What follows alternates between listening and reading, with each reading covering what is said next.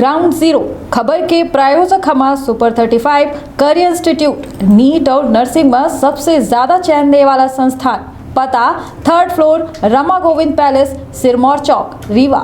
विंध्य के धारा में कुलपति केजी सुरेश सर के आगमन भा है। तो पहले तो हम बहुत बहुत धन्यवाद करब कि सर आप विंध्य की धारा में आए। कि एक लगाव बघेलखंड के प्रति तो आज सच में एक सपना साकार होता हुआ दिख रहा है। प्राथमिकता से हम रीवा के परिसर को देखते हैं। ये पूरे देश का एक प्रमुख मीडिया प्रशिक्षण का और शिक्षण का केंद्र बने। मोबाइल पत्रकारिता जैसे सर्टिफिकेट प्रोग्राम शुरू कर दिया है हमने। हाल में ही एक बड़ा मामला सामने आया है मनीष कश्यप का। तो हर व्यक्ति जो है वो पत्रकार नहीं होता है, सिटीजन जर्नलिस्ट या नागरिक पत्रकारिता या नागरिक पत्रकार।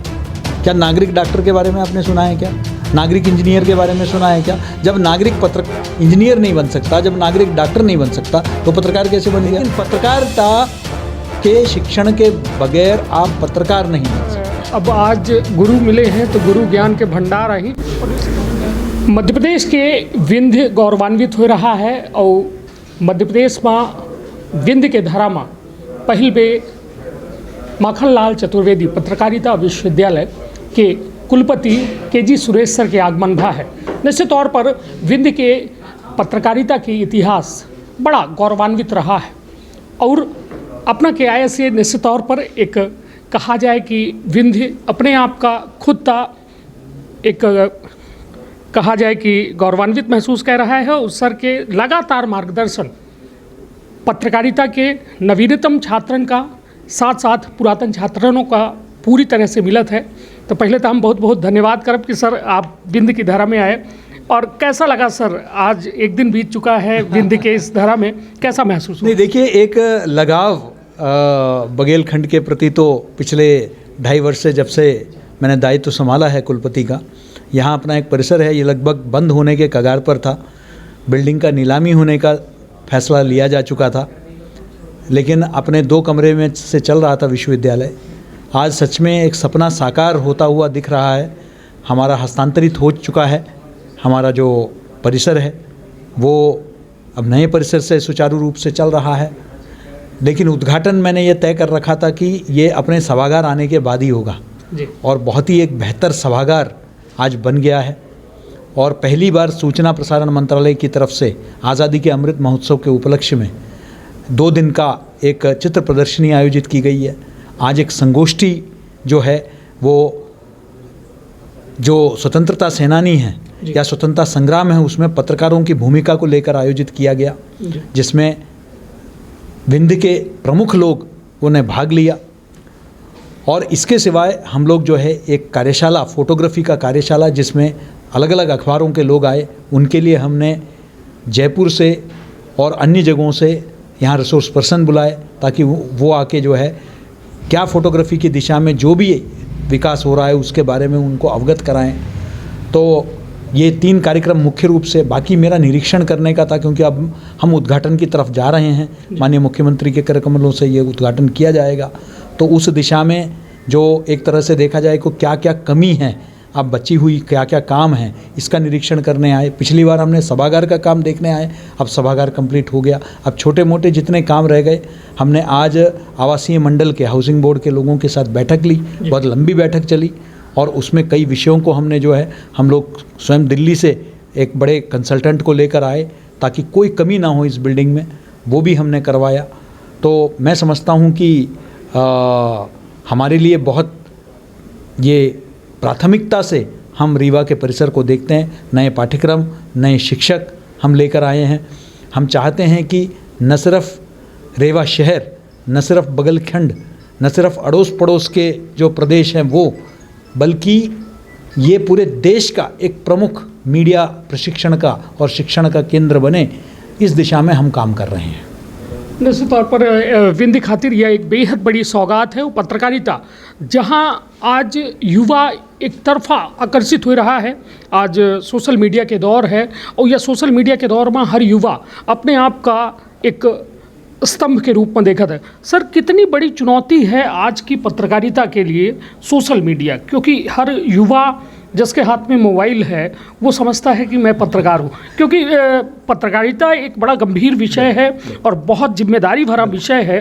तो कितनी बड़ी चुनौती देखते आपको हैं? विदित होगा इस वक्त जो है पिछले महीने ही हमने प्रेस काउंसिल ऑफ इंडिया या भारतीय प्रेस परिषद की एक बैठक अपने बिशनखेड़ी भोपाल परिसर में आयोजित किया था, जिसमें हमने प्रदेश भर के प्रमुख पत्रकार हैं, पत्रकार संगठन के लोग हैं, उनको बुलाया, उनके साथ विचार विमर्श किया और लगभग एक आम सहमति इस बात को लेकर बनी कि भले पूरा डिग्री ना किया हो, लेकिन कुछ एक डिप्लोमा हो, एक सर्टिफिकेट हो, कुछ ना कुछ एक न्यूनतम एक क्वालिफिकेशन जो है होना चाहिए पत्रकारों के पास। पहली बात तो ये रही। दूसरा जो है कि हम खुद अपने विश्वविद्यालय में मोबाइल पत्रकारिता जैसे सर्टिफिकेट प्रोग्राम शुरू कर दिया है हमने, जिसका उद्देश्य है कि जो लोग आज मोबाइल पत्रकारिता यूट्यूब चैनल चला रहे हैं लेकिन उनका कोई मीडिया में शिक्षण प्रशिक्षण नहीं है, उनको कम से कम हम लोग कुछ प्रशिक्षण प्रदान करें, क्योंकि ये बहुत आवश्यक है। हमने यहाँ आपको पता है कि ग्रामीण पत्रकारिता का भी पाठ्यक्रम चलाया था। तो हम चाहते हैं कि जो लोग ट्रेनिंग जिनको नहीं मिली है, प्रशिक्षण जिनको नहीं मिली है, उनको भी मिले और उस दिशा में भी माखनलाल चतुर्वेदी विश्वविद्यालय काम कर रहा है।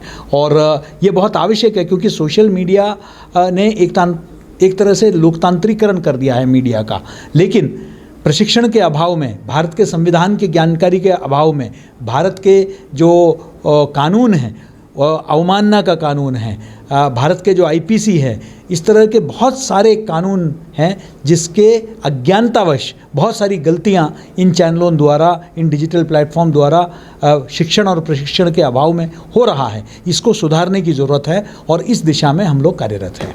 निश्चित तौर पर अब आज गुरु मिले हैं तो गुरु ज्ञान के भंडार आई, और निश्चित तौर पर हमारे पास ऐसा सवाल है, लागत है का पूछ ली। सबसे बड़ी बात कि सर हाल में ही एक बड़ा मामला सामने आया है मनीष कश्यप का। मनीष कश्यप को लेके, क्योंकि वो खुद एक यूट्यूब चैनल चलाते हैं, 6 से 7 मिलियन उनके जो है फॉलोवर हैं, सब्सक्राइबर हैं। अब उन पर एक डिबेट शुरू हो गई है कि आखिर ये पत्रकार हैं या यूट्यूबर हैं या कौन है, मतलब एक आइडेंटिटी को लेकर एक बड़ा सवाल उठता है, तो उस पर क्या कहेंगे सर? देखिए, यूट्यूबर तो किसी भी क्षेत्र में हो सकता है जी, यानी कि यूट्यूबर तो खाने को लेकर यूट्यूब बना सकता है, पर्यटन को लेकर बनाया सकता है, लेकिन पत्रकार यानी कि मीडिया कर्मी, इन दोनों में एक डिस्टिंक्शन होना चाहिए। ये वैसा ही है कि सोशल मीडिया में हर व्यक्ति लिखता है, तो हर व्यक्ति जो है वो पत्रकार नहीं होता है। अभी एक पश्चिम से हमने एक शब्द को बड़े उदारता से हम उपयोग करते हैं जिसका नाम है सिटीजन जर्नलिस्ट या नागरिक पत्रकारिता या नागरिक पत्रकार। क्या नागरिक डॉक्टर के बारे में आपने सुना है क्या? नागरिक इंजीनियर के बारे में सुना है क्या? जब नागरिक इंजीनियर नहीं बन सकता, जब नागरिक डॉक्टर नहीं बन सकता, तो पत्रकार कैसे बन गया? आप नागरिक संचारक बन सकते हैं, सिटीजन कम्युनिकेटर बन सकते हैं, लेकिन पत्रकारिता के शिक्षण के बगैर आप पत्रकार नहीं बन सकते हैं। ये नियम सरकार को भी, भारतीय प्रेस परिषद को भी सुनिश्चित करना होगा कि कोई ना कोई आपके पास एक प्रमाण पत्र, एक डिप्लोमा, डिग्री, कुछ ना कुछ आपके पास होना चाहिए, तभी जो है आपको मान्यता दी जाएगी पत्रकार के नाते। सर, पत्रकारों की सुरक्षा को लेकर भी एक बड़ा सवाल उठता है कि लगभग 50 साल पुराना पत्रकार सुरक्षा कानून अपने देश पे लागू है। नए सुरक्षा कानून की बात नहीं होती, और क्योंकि मीडिया हमेशा जो है फ्रंट फुट पे खेलता है और एक बड़ा कहा जाए कि उसके ऊपर खतरा भी बढ़ाता रहता है, तो उसके लिए क्या, उस दिशा में भी आप क्या कहेंगे? देखिए, मैं तो ये मानता हूँ कि देखिए, फिजिकल सिक्योरिटी का तो मैं तो पक्षधर नहीं हूँ कि भाई हर पत्रकार के साथ एक पुलिस वाला घूमे, कोई बंदूक घूमे। हमारा हथियार तो हमारा कलम है, हमारा हथियार हमारा मोबाइल है। मैं समझता हूँ कि पत्रकार को कोई बंदूकची नहीं चाहिए, लेकिन पत्रकार को ज़रूरत है तो सामाजिक सुरक्षा चाहिए, यानी कि सोशल सिक्योरिटी। कल को पत्रकार को कुछ हो जाता है, अक्सर हमारी तुलना फौजी के साथ किया जाता है, लेकिन किसी फौजी के साथ कुछ भी घटना हो जाती है तो उसके पीछे पूरा सरकार का एक महकमा लग जाता है, उसके परिवार को जो है जॉब मिलता है, इंश्योरेंस होता है, सब कुछ होता है। लेकिन पत्रकार के साथ कोई घटना घटित होती है तो उसको पूछने वाला कोई नहीं होता है। पत्रकार को सामाजिक सुरक्षा सुनिश्चित करने की ज़रूरत है। पत्रकार संगठन को भी, सरकार को भी इस दिशा में कार्य करने की ज़रूरत है कि पत्रकार को अगर ईश्वर ना करे तो उनके परिजनों का क्या होगा। उनको कोई दुर्घटना हो जाती है तो उस या वो बेरोज़गार हो जाते हैं, तो उनके लिए क्या व्यवस्था है? वो भूखे तो नहीं मर सकते हैं। देखिए, भूखे पेट भजे ना गोपाला।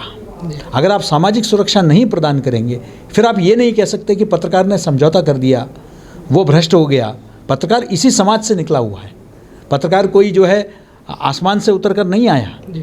तो इसलिए आवश्यक है कि समाज को भी इस दिशा में कार्य करने की ज़रूरत है। उसको पत्रकार से बहुत अपेक्षा जरूर है, लेकिन वो पत्रकार की उपेक्षा भी करता है।